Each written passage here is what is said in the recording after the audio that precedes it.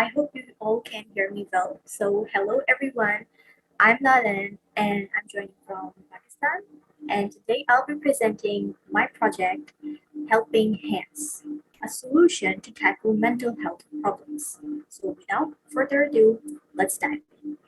So, this is my project and it is based on this problem statement: destigmatizing mental health issues among teenagers because the rates of suicides are rising in them. So, what actually causes this problem to actually arise? And for that, I had to do a root cause analysis and research, and I found out that it is mainly stress due to some biological, psychological, or social environmental factor that afterwards causes anxiety and then depression.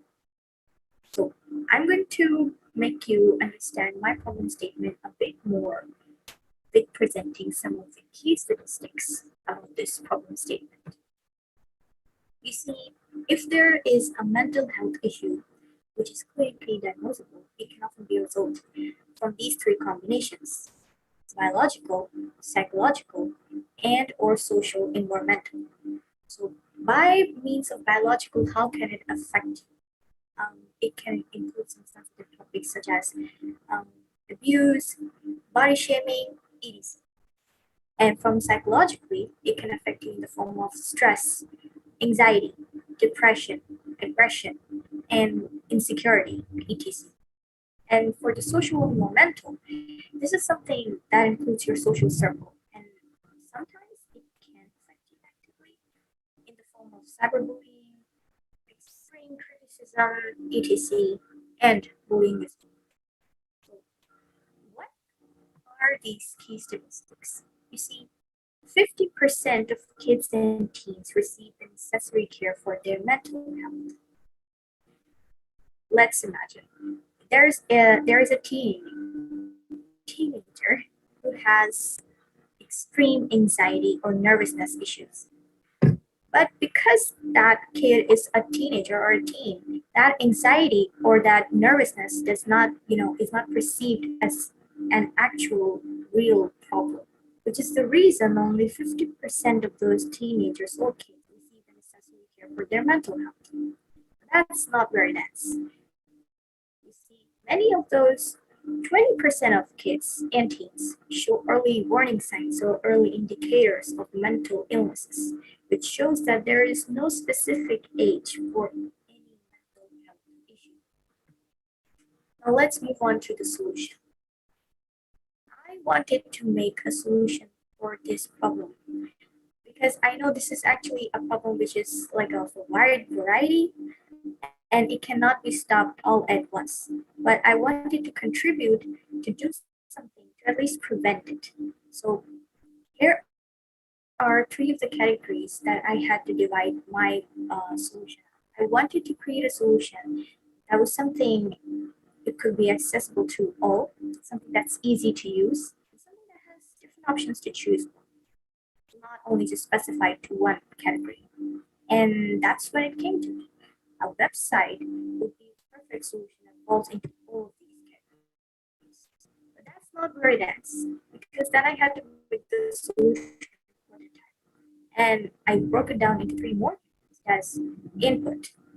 What is the input that the audience going to give into the website, which will make the website process the AI process in the background and give the output to the audience. And after much research, I finally completed my website. Questionnaires and navigator page are two of the main things of this website. You see, questionnaire is actually the input, and the navigator page is actually the output. The AI process in the background is the website. Let's move on and let me tell you about the questionnaire feature in my website. So this website does not only, have one or two questionnaires. It has a total of 7 different questionnaires with description included. It has this: finding self.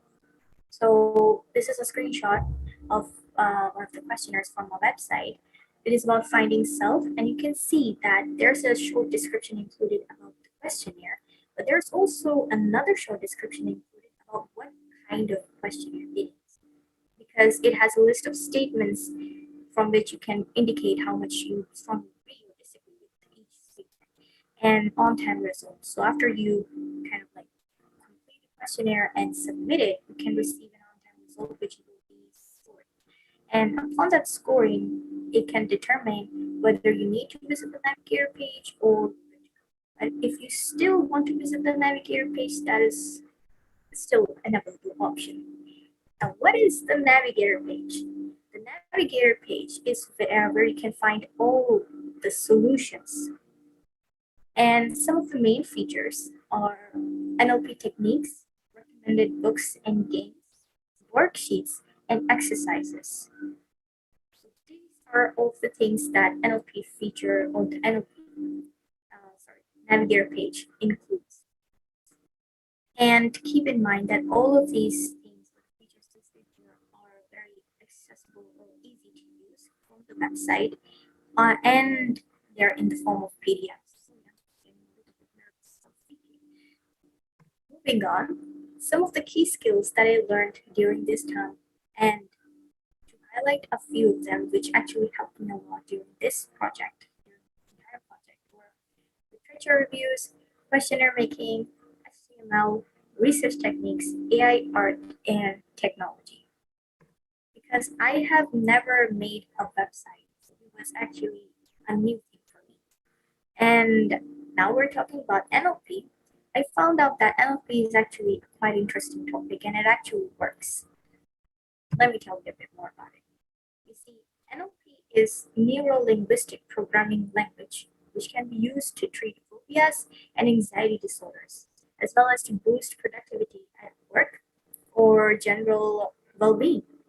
If you want to find more, details of how NLP can actually um, help with anxiety and stress disorders, you can visit my website, and you can find some of the main NLP worksheets and exercises there as well. A line from the poem by William Edward Hickson that I wanted to mention here in my presentation was, if at first you don't succeed, try again. If you find your task is hard, try again.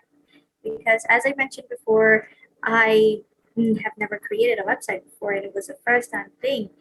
And yeah, this was one of the most beautiful lines that helped me keep going, and a reminder for everyone who's working hard. Um, try again until we all don't succeed. So yeah, thank you for listening to my presentation, and questions are welcome. Thank you, Laleen. That was lovely. Thank you so much for sharing your presentation with us.